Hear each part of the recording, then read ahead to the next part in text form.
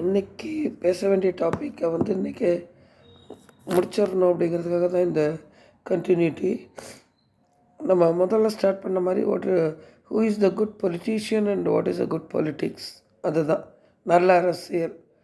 நான் கடைசியாக முடிக்கும்போது சொன்னேன், தமிழை வளர்க்கணும்னு சொன்ன தமிழ்நாடு உண்மையாலுமே தமிழையும் தமிழர் பண்பாடையும் தமிழ்நாட்டுக்கு தேவையானதையும் வளர்க்குறதான்னு கேட்டால் இல்லைன்னு தான் சொல்லணும். நமக்கு கிடைச்ச இந்த டெமோக்ரஸி வரமா சாபமானு வேணால் பட்டிமன்றம் வைக்க சொல்லலாம். பாரதி பாஸ்கர் வச்சு இந்தம்மா கரெக்டாக சொல்லிடுவாங்கன்னு நினைக்கிறேன்.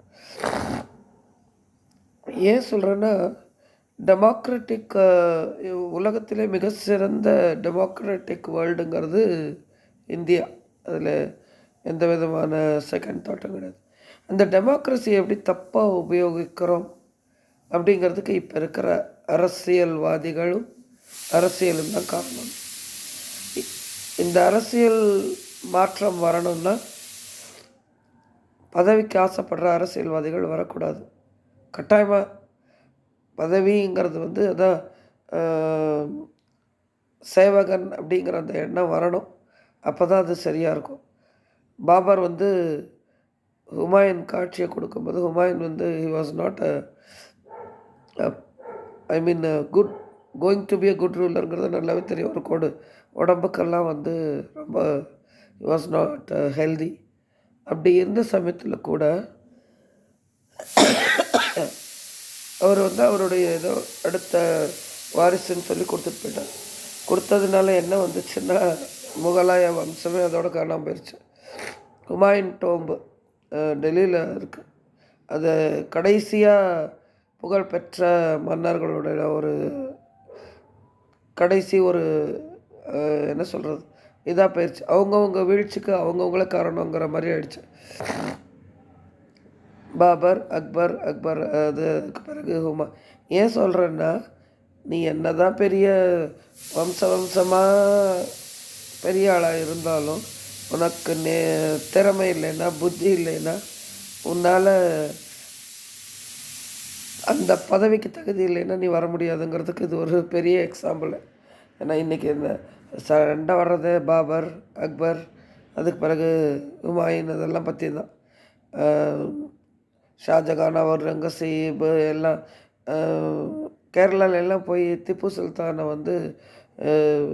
பெரிய படைத்தளபதி, சுதந்திர போராட்ட வீரர்னு சொன்னால் வர்மான்னு ஒரு கேஸ்ட் இருக்குது, ரவி வர்மா, அவங்கெல்லாம் இருந்த அந்த இது அவங்கெல்லாம் அடித்து உதச்சிருவாங்க. அவ்வளோ வெறுப்பு எங்களுக்கெல்லாம் அதில். என்ன காரணம்னா, அந்த வருமான் அந்த குலத்தையே ஆண் மக்கள் அத்தனையும் 12 வயசுக்கு மேலே இருக்க எந்த ஆண் சந்ததியுமே இருக்கக்கூடாதுன்னு அழிச்சதில் ஹைதர் அலிக்கும் திப்பு சுல்தானுக்கும் அவ்வளோ பங்கு. அவரை சுதந்திர போராட்ட தியாகி, சுதந்திர போராட்ட வீரர் அப்படின்னு படிக்கும்போது அப்படியே சொல்லுவாங்கள்ல, நெஞ்சு பொறுக்குது இல்லையே இந்த நிலைக்கட்ட மனிதரை நினைத்து விட்டால்னு பாரதியார் வரிங்கிறது தான் ஞாபகம் வரும். நம்மளால அதை டைஜஸ்ட் பண்ணிக்க முடியறதில்ல. இப்போ கூட பாலக்காடில் அந்த கோட்டை மைதானம்னு சொல்லுவாங்க. அது திப்பு சுல்தானோட கோட்டை. இந்த திப்பு சுல்தானுடைய கோட்டைக்கு அந்த கீழே பார்த்திங்கன்னா ஒரு அனுமார் கோவில் இருக்குது. அந்த அனுமார் கோயில் திருவாங்கூர் சமஸ்தானத்தோட அவங்களோட அந்த மாளிகை பந்தளராஜா அந்த பக்கமெல்லாம் இருக்குது இல்லைங்களா, அங்கே இருக்கிற அந்த இதோட கனெக்டிவிட்டி. அதாவது ராஜாவுக்கு ஆபத்து வருதுன்னா அது வழியாக இந்த பாலக்காட்டு கோட்டை மைதானத்துக்கிட்ட இருக்கிற அந்த ஆஞ்சநேயர் கோயில் வழியாக வெளியே தப்பிச்சிருவாங்க. அது ரொம்ப தூரம், திருஷூர்லாம் தாண்டி வரணும் இந்த பக்கம். அந்த காலத்துலேயே அந்த சுரங்கத்துக்கான வேலைப்பாடுக்காக சொல்கிறேன். அப்படி நம்ம நாட்டுக்குள்ளாரையே நம்மளுடைய ஆளுங்களையே கொன்று குளித்து ஒரு வம்சத்தையே அழித்த ஒருத்தரை பெங்களூரில் கர்நாடகாவில் திப்பு சுல்தானுக்கு பர்த்டே கொண்டாடுவாங்க. நான் முதல்ல நான் ஆர்எஸ்எஸ் மீட்டிங் அட்டன் பண்ணது முதல்ல அதுதான். சும்மா பக்கத்தில் என்னமோ பேசிகிட்ருக்காங்களே அப்படி. அப்போல்லாம் கன்னடம் கூட ஒழுங்காக புரியாது எனக்கு. ஆனால் இங்கே பக்கா கன்னடம் தான் பேசுவாங்க. அதுவும் கன்னடம்னு சொன்னால் அது என்ன சொல்கிறது, நம்மளாம் செந்தமிழ்னு சொல்கிற மாதிரி கன்னடம் சுத்தம் எனக்கு. அப்போல்லாம் ஒன்றுமே புரியாது. ஆனால் அவர் பேசுகிறதோட அந்த சாராம்சம் புரிஞ்சுது. ஏன்னா it is a linked language only. Telugu, கன்னடாலாம் வந்து லிங்க்டு லாங்குவேஜ் தான். அப்போ சொல்லும்போது சொன்னார், திப்பு சுல்தானுக்கு வந்து அந்த சமயத்தில் நீங்கள் வந்தது ஒரு 13 years before I think 12, 13 years அந்த சமயத்தில் வந்து இங்கே திப்பு சுல்தானுக்கு பர்த்டேன்னு சொல்லி எல்லா இடமும் என்ன இதாக இருக்கிறது, இவ்வளோ மோசமாக இருக்குது. திப்பு சுல்தான் பர்த்டே இவ்வளோ பெரிய விஷயமா தெரியவே தெரியாது. அதுக்கு முன்னாடி தமிழ்நாட்டில் நான் அதெல்லாம் கேள்விப்பட்டதில்லை. அதுக்கெல்லாம் பெரிய விஷயமா பண்ணினதாக பார்த்ததில்லை. டெல்லியிலேருந்து வந்த சமயம் வேறு, அதனால் I don't know much about Karnataka tradition. ஆனால் இங்கே இருக்க அந்த க்ரீனரி ரொம்ப பிடிக்கும். கோவில்கள்லாம் ரொம்ப அழகாக இருக்கும். அருமையான கோவில். எல்லா இடத்துலையும் சிற்பங்கள், ஒரு மெக்னானிமிட்டி. நம்மளுடைய மல்லேஸ்வரம்னு ஒரு இடம் இருக்குது. அதில் பார்த்திங்கன்னா நம்ம அந்த பல்லவர் காலத்தில் மந்திரி மஹால்னே பேர் அதுக்கு. அந்த இப்போ கூட அது மால்னு சொல்லிட்டாங்க. ஆனால் மந்திரி மஹால் இந்த 18th கிராஸ்க்கு முன்னாடி பார்த்திங்கன்னா அந்த காலத்தில் அந்த ராஜா அவங்கெல்லாம் குளிச்ச அந்த ஒரு பெரிய பாண்டே இருக்குது. அந்த இடத்துக்கு பேர் சைனிக் பாண்டா என்னமோ, கரெக்டாக எனக்கு தெரியல. ஏன் சொல்கிறேன்னு சொன்னேன்னா,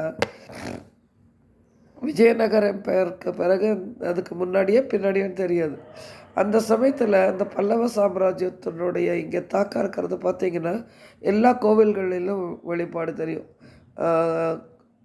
காட்டூர், அது என்ன, ரொம்ப பழைய ஒரு சிவன் கோயில் இருக்குது. அது 1000 வருஷத்துக்கு முன்னாடியும் சோழர் காலத்திலே இருந்ததான். அந்த சோழர் காலத்தில் இருக்கிற அந்த கோவிலுக்கும் பேகூர் கிட்ட ஒரு சோழர் காலத்து கோவில் இருக்குது. அதுவும் 1000 வருஷம்னு சொன்னாங்க.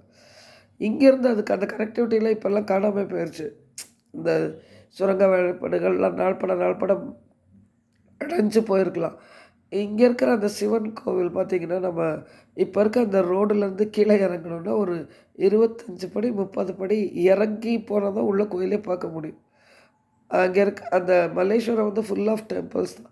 அந்த கோவிலில் இந்த என்ன சொல்கிறது, ஆமை ஃபஸ்ட்டு நான் பார்க்கும்போது ரொம்ப ஷாக் ஆனேன். It was very new to me. ஏன்னா தமிழ்நாட்டில் இருக்கிற கோவில் ஸ்ட்ரக்சர்ஸ் எல்லாம் வேறு மாதிரி. இங்கே இருக்கிற ஸ்ட்ரக்சர் அந்த கோவிலோடதெல்லாம் ஆமையெல்லாம் வளர்த்திருந்தாங்க அந்த குளத்துல. அந்த குளமெல்லாம் ரொம்ப மெயின்டைன் பண்ணியிருந்தாங்க. கங்கைக்குன்னு ஒரு கோவில் இருக்குது. கங்கை, அதுக்கு முன்னாடி சிவன் கோவில் இருக்கும், கங்கையோட கோவில் இருக்கும்.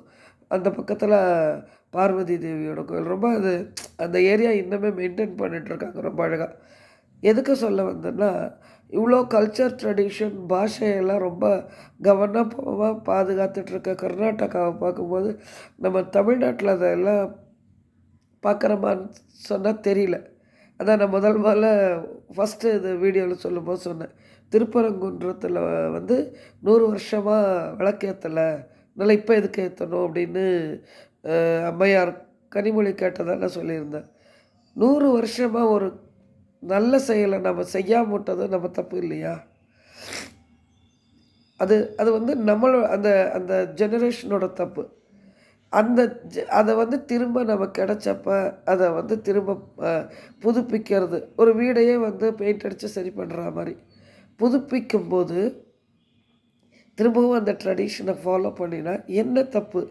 எதுக்காக இதுக்கு போய் இந்த அம்மையார் வந்து எதிர்ப்பு காட்டினாங்கன்னே தெரில. எந்த விதத்தில் இவங்களை வந்து தமிழர் பண்பாட்டு தலைவின்லாம் நீங்கள்லாம் சொல்கிறீங்க. நீங்கன்னு சொல்லக்கூடாது, நான் இருந்தால் அதில் சொல்லக்கூடாது.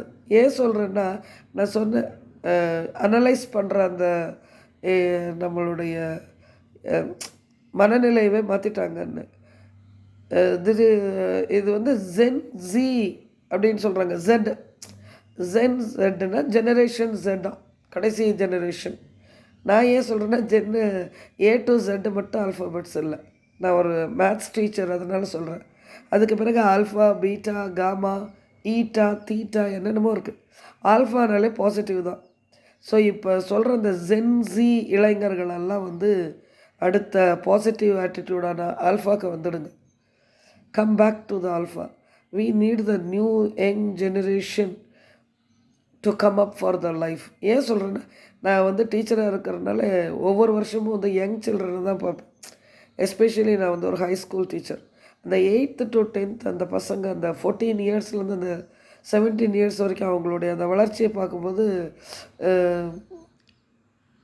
என்ன சொல்லுவாங்க, மூக்கில் விரல வைக்கிறதுன்னு சொல்லுவோம் இல்லையா, அந்த மாதிரி சொல்லணும். அவங்களுடைய அந்த நாமெல்லாம் சும்மா மேலாவில் சொல்கிறோம். இந்த இந்த ஜென்ரேஷன் ஆளுங்களுக்கு வந்து தே ஆர் நாட் வெரி குட்னு. That is truly wrong. நாம் அவங்கள வந்து எதையும் சொல்லி வளர்த்தலன்னு தான் சொல்லணும். சிஸ்டமேட்டிக் டைப்புனா என்னென்னு சொல்ல தரல. இதில் நான் சொன்னேன், மார்கழி மாதம் எந்திரிச்சா என்ன பிரயோஜனம், அதனால் உங்களுக்கு என்ன நல்லது கிடைக்கும் அப்படின்லாம் சொன்னோம்னா கட்டாயம் செய்வாங்க. அவங்க எதிர்பார்க்குறதெல்லாம் எல்லாத்துக்கும் ஒரு விளக்கம், இந்த சயின்டிஃபிக் விளக்கம். அது வந்து காலத்தின் கட்டுப்பாடு, காலத்தின் கோலம்னு சொல்கிறதா எப்படி சொல்கிறது தெரில. ஏன் சொல்கிற வரேன்னா, அந்த காலத்தில் அதான் பழையன கழிதலும் புதியன புகுதலும்னு புறநானூற்றுலேயே சொன்ன மாதிரி, புதுசு புதுசாக ட்ரெண்டிங்னு நீங்கள் யூஸ் பண்ணுற அந்த வேர்டு, அந்த புதுசுக்கு வந்து நாம் தான் நம்மளை சேஞ்ச் பண்ணிக்கணும். அதுக்கு வந்து எல்லா ஆசிரியர்களுமே ஒரு எக்ஸாம்பிள் தான். நாங்கள்லாம் அப்டேட் இல்லைன்னா எங்களை அவுடேட் பண்ணிவிடுவாங்க.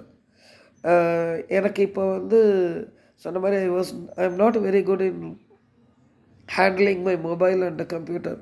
கேட்க தான் வேணும், என் பொண்ணுக்கிட்ட கேட்கணும், எங்கள் அக்கா பொண்ணுக்கிட்ட கேட்கணும், என்னம்மா சரி வர மாட்டேங்குது, வாட் இஸ் த ரீசன் அப்படின்னு சொல்லி கேட்க தான் செய்யணும். If I don't get my self updated, if I can't answer the question, answer to my children, then I will not be a good teacher. இன்னமும் குருகுல சிஸ்டம் ஏன் நல்லா இருக்குன்னா, ஒரு குழந்தை வந்து நம்மகிட்ட கொஷின் கேட்கும்போது நான் வந்து 1-to-1 பர்சனில் வந்து அவனோ அவளோ அவருடைய அந்த டவுட்டை கிளியர் பண்ணணுன்னா I am a good teacher. If not I am unworthy for this profession. அதனால் கடைசி ஒரு வாக்கு இது பண்ணிக்கிறேன், because I am getting late for my work. Analyse பண்ணுறதை விட்டுறாதீங்க. ஜென்சின்னு எல்லா இடத்துலையும் பிரளயமாக வந்தது வந்து கம்யூனிஸ்ட்டோ காங்கிரஸோ எல்லாம் they are using in a different manner. I welcome the alpha generation people to come up. உங்கள்லேருந்து இருக்கிற பாசிட்டிவ் எனர்ஜியை வெளியே கொண்டு வாங்க. நமக்கு வேண்டாம் நெகட்டிவ் எனர்ஜி வேண்டாம். எல்லாருமே தப்பு, பார்க்குறதெல்லாம் தப்பு, இவங்க எல்லாருமே மோசம் அப்படின்னு சொல்கிற அந்த நெகட்டிவிட்டி நமக்கு வேண்டாம். அதில் என்ன தப்பு இருக்குது அதை அழிச்சிருவோம். புதுசாக என்ன சரி பண்ண முடியும், என்ன பாசிட்டிவ் கொண்டு வர முடியும், பாசிட்டிவிட்டாக என்ன கொண்டு வர முடியுங்கிறத பற்றி யோசிப்போம்.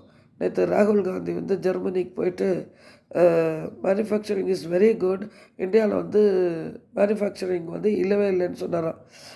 Germany is world famous for automobiles. அவங்கள மாதிரி ஒரு ஆட்டோமொபைல் கம்பெனிக்கு வந்து இன்றைக்கி வரைக்கும் ஆளே கிடையாது. அப்பேற்பட்ட ஒரு கண்ட்ரியில் போயிட்டு நான் வந்து என்னுடைய கண்ட்ரி இந்தியா வந்து ஜெர்மனி அளவு வரலை அப்படின்னு சொன்னால் இது அவருக்கு வந்து அவமானங்கிறது அவருக்கு தெரிய மாட்டேங்கிறது. நான் வந்து இப்போ நான் சொன்னேன் இல்லையா, தர்மபுரியில் இருக்கிற நெகட்டிவிட்டியை பற்றி பேசினேன்னா I am not fit for that I born in தர்மபுரின்னு சொல்லணும். I mean I was brought up in தமிழ்நாடுன்னு சொன்னால் தப்பு. நான் பிறந்த மண், நான் இருந்த இடத்துல இருக்கிற தவறுகளை மட்டும் சுட்டி காட்டினேன்னா then who am I for there, what did you do to rectify that? அதுதான் நான் பிறந்த இந்த மண். நீ வந்து சரி ஓகே ஜெர்மன் வண்டி எல்லாம் ஆட்டோமொபைல் வேறு ரொம்ப குட்டுன்னு சொன்னது வரைக்கும் சொல்லியிருந்தாருன்னா இஸ் குவைட் ஓகே. அடுத்த ஒரு லைனு தேவையில்லாமல் வாய் விட்டுட்டார். அவர்கிட்ட இருக்க பெரிய பிரச்சனையே அதுதானே. அவர்னு இல்லை, அவன் கூட சொல்லலாம். Is almost my age only I hope. ஏன் சொல்கிறேன்னா, என்ன சொன்னார்னா, இந்தியாவில் வந்து மேனுஃபேக்சரிங் இப்போ தான் கொஞ்ச நாளைக்கு முன்னாடி சொன்னார் மேக் இன் இண்டியா வந்து வேஸ்ட்டு. அந்த எனக்கு இப்போ கூட ஞாபகம் இருக்குது, அந்த சக்கரமெல்லாம் போட்டு அந்த புலியோட அந்த படத்தை வந்து மீம்ஸ் எல்லாம் போட்டு அசிங்கம் பண்ணினாங்க. That is for make in India simple.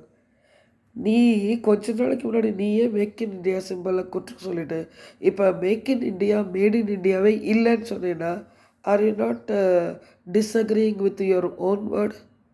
இப்படிப்பட்ட அரசியல் தலைவர்கள் நமக்கு தேவையா? வணக்கம்.